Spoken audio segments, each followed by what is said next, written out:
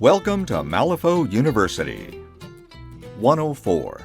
Using Fate Cards. Now that you understand what your Fate deck is and where your cards go, let's talk about how to use them during the game. First, let's cover some important terms. Reveal.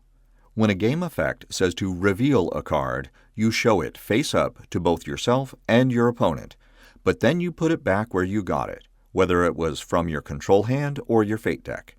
If you reveal multiple cards from your deck, you put them back in the exact same order you got them, unless the game effect specifically says you can reorder them. Look at. When a game effect says you can look at one or more cards, you and you alone look at them, and then you put them back where you got them in the same order unless the game effect says otherwise. For instance, Big Jake's Intuition tactical action says he can look at the top 3 cards of his Fate deck. That means the outcast player gets to look at them, but does not have to reveal them to his opponent. Normally, he'd have to put them back on top of the Fate deck in the same order they were, but this action says he can put them back in any order he wants. Fate Modifiers. These come in 2 flavors, positive and negative. Either way, it means flipping additional cards. The difference is in which card goes into the conflict. If you have positive modifiers, you get to choose whatever card you want out of those you flipped. Usually, you'll pick the one with the highest value, but you might pick one for the suit it has in order to trigger certain game effects. If you have negative modifiers, you must take the card with the lowest value. If the lowest value card is tied with others, you get to pick which one you use if it matters. Let's see what this would look like. If you have a positive modifier, you flip 2 cards. A double positive means you flip 3 cards. And a triple positive means you flip 4 cards. In all positive modifier situations, you take whichever card you want to use.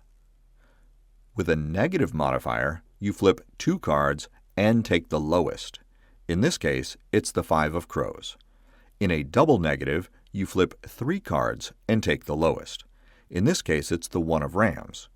In a triple negative, you flip 4 cards and take the lowest. Since the 7 of Masks is tied with the 7 of Crows, you can choose which one you place into the conflict. All the other cards are discarded. It's entirely possible, and pretty common, for any given flip to be affected by both positive and negative modifiers at the same time, so you may have to do the math to figure out how many of each are canceled out. For example, if you have 3 positive modifiers and 2 negative modifiers, it balances out to a single positive modifier, which means you'll flip 2 cards and take whichever one you want. A couple of important rules about Fate modifiers. No matter how many cards you flip, only 1 card goes into the conflict. You'll never flip more than 4 cards in a single duel. If you would mathematically have to flip 5 or 6 cards, you just flip 4 and ignore the rest. Whether you had positive or negative modifiers in your duel, you can still usually cheat Fate from your control hand, which we'll discuss in a few moments. Empowering. Pretty much any time you're in a duel and need to flip a card, you can empower the duel before any cards are flipped. You do this by discarding a card of value 5 or less from your control hand. This goes straight into your discard pile and does 2 things for you. First, this gives you a positive modifier in that duel. This can allow you to flip an additional card and pick whichever one you want, or cancel out a negative modifier. The other thing empowering does for you is gives you the suit of the card you discarded in your duel. This is a great way to guarantee certain triggers, though you usually have to be successful in the duel to get it. Let's look at an example. Say Victoria Chambers is hacking at Teddy with her Shared Steel attack action. It has a stat 6, and Teddy's defense is 5. He has the Terrifying ability, which imposes a negative modifier on Victoria's attack action. Since she's going to have to burn up an extra card regardless, Victoria discards a 3 of Tomes to empower her duel. This gives her a positive modifier to cancel out Teddy's Terrifying negative modifier, and gives her a tome to declare the Surge trigger, which will allow her to draw a card after the attack, but only if she is successful. Let's say the attack plays out and is resolved, and Victoria wants to attack Teddy again. This time, she doesn't have a card in her hand of 5 or less to empower with, so she'll have to flip 2 cards, in this case, a 3 of Rams and a 10 of Masks, and must choose the 3. Since empowering happens before any cards are flipped in a duel, be sure to wait to see if anyone wants to empower. If it's just you doing a tactical action, that's fine. But if it's an opposed duel, like between Victoria Chambers and Teddy, then the attacker has the opportunity to empower the duel first. Just get in the practice of asking, "Are you going to empower?" if the attacker doesn't say it or do it first. Once the attacker decides to empower or not, then the defender gets to empower if desired. Regardless of whether the defender empowers or not, the attacker may not switch up and empower. Once the chance to empower goes, it's gone. Also, you can discard only 1 card to empower. You cannot discard 2 or 3 cards to get double or triple positive modifiers and a bunch of suits to choose from. Empowering is with exactly 1 card that goes straight into the discard pile to give you 1 suit and a single positive modifier. While empowering happens before cards are flipped in a duel, cheating is another choice players can make in Malifaux, but during the duel if they don't like the way it's going. Now, I'm sure some coach in your life has said to you, "Winners never cheat and cheaters never win." Clearly, he's never played Malifaux. If you do not cheat from time to time, you will never win, and everyone will laugh at you. Just kidding. Play friendly games, right? In Malifaux, cheating fate does not mean breaking the rules. If you flip a card into the conflict and it's not working out for you because your opponent flipped a better card or you needed the card to have a certain suit, you can usually cheat fate and replace the card in the conflict with a card from your hand. You don't get to put the original card back into your hand. You discard it. You then put a card from your hand into the conflict.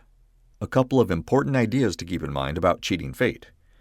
If your control hand runs out, you obviously cannot cheat fate until you draw more cards or draw a new control hand at the start of the following turn. Cheating does not count as flipping or discarding a card. Some game effects will say something happens when a model flips or discards a card, so it's important to understand that cheating doesn't count. These rules also apply to empowering. There is a specific timing involved in cheating fate. It's important to stick with it in order to keep the game moving along. Follow this example. This red cap is attacking Mr. Tannen with its huge sickle.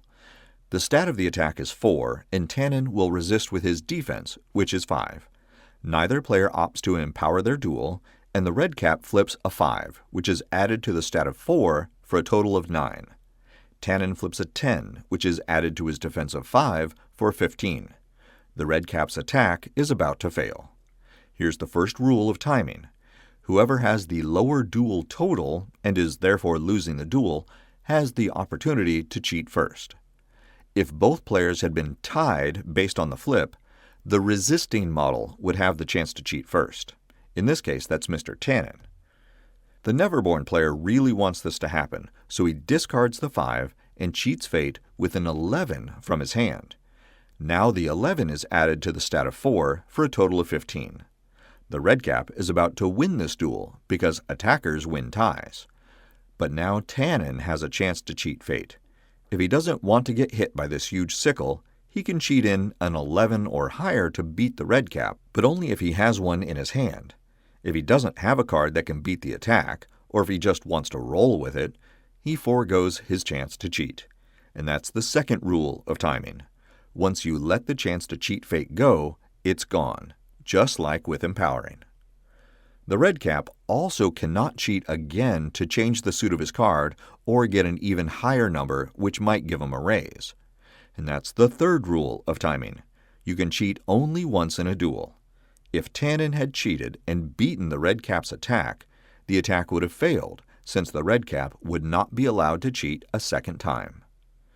We'll get more into methods and strategies for cheating in later videos, but here are those 3 rules about cheating fate one more time. Whoever has the lowest duel total has the opportunity to cheat fate first.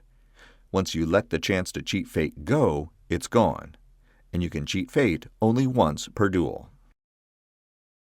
I'll take a brief moment now to thank all those who were patrons at the time this video was made, especially Mats by Mars, Sergey, Tom, Alan, Jason, Jeremy, Mikulai, Oleg, Tomas, and Travis, and many more at the free student tier. Your support is essential to bringing these videos to life. Just like there are two types of fate modifiers and two ways of altering your duels with empowering and cheating, there are also two types of jokers, and they come with their own special rules. The Black Joker has a numeric value of 0 and no suits. If you ever reveal the Black Joker, you must choose it, even if it's part of a positive modifier situation. If you flip the Black Joker in a duel, you cannot cheat fate from your control hand. You're stuck with it. That doesn't mean you automatically lose a duel, though. Back to Victoria Chambers and Teddy. Her shared steel attack has a stat 6 and Teddy's defense is 5. His terrifying ability puts a negative modifier on her attack. Let's say she flips a 10 of rams and the Black Joker. She must pick the Black Joker, and she adds nothing to her stat. She has a total of 6 in the duel. If Teddy flips a 1, he adds that to his defense of 5 and still has only 6. Victoria Chambers is winning the duel, so Teddy must cheat if he doesn't want to taste Victoria's steel. If he cheats something as low as a 2 from his control hand, he'll have a 7 in the duel, and because Victoria flipped the Black Joker, she cannot cheat in a better card. She will lose the duel. As unfortunate as the Black Joker is most of the time, there is one positive use for it. Since it has a value of 0, you can empower a duel with it, since empowering requires a card of value 5 or less. You won't get a suit from empowering with a Black Joker, but you'll at least get the positive modifier. The Red Joker has a numeric value of 14 and any one suit you want, or no suit if you'd prefer that for some reason. When you reveal the Red Joker, you can always choose it if you want to, even if it's part of a negative modifier situation. The exception to this is the rare event of revealing both the Black and Red Jokers. Bad things happen is kind of the Malifaux mantra, and if both Jokers show up at the same time, you must choose the Black Joker. If you flip the Red Joker in a duel, your opponent is not allowed to cheat fate. And whether you flip it or cheat the Red Joker from your hand, it gets an additional raise when figuring the effects of the action you're taking. Let's go through the duel with Victoria Chambers and Teddy again, but with the Red Joker in play. Victoria attacks with her shared steel, which carries a stat 6. Thanks to the terrifying negative modifier, she flips the Red Joker and a 5 of tomes. Since she flipped the Red Joker, she is allowed to select it despite the negative modifier. She discards the 5, selects the Joker, and opts to give it a ram suit so she can use the critical strike trigger on the back of her card. She could also have chosen the mask or the tome, which trigger different effects listed for this attack, but only one of the 3. We'll discuss triggers more in another video.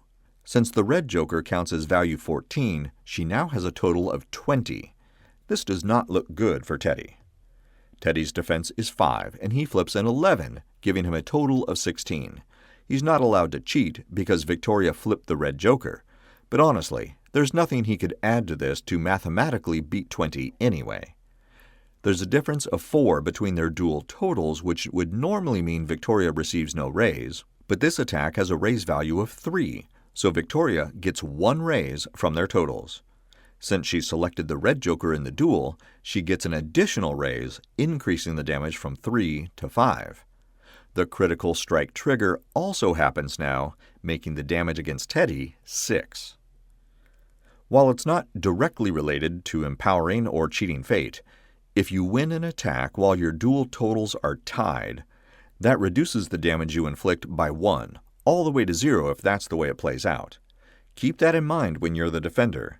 Cheating up to a tie can reduce your damage, and when you're the attacker, you may want to cheat up to break a tie, even though you're winning the duel anyway.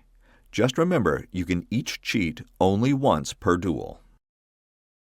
That's the overview of using the Fate cards. Pick up a printable set of all the markers and tokens you need to play Malifaux in the Wargame Vault. If you haven't already, join our Patreon for early ad-free access to all new long-form content. And be sure to visit the Malifaux University gift shop for the latest in Malifaux-themed shirts, hoodies, drinkware, and more. Links are in the notes below. And remember, play friendly games, keep it simple, and have fun.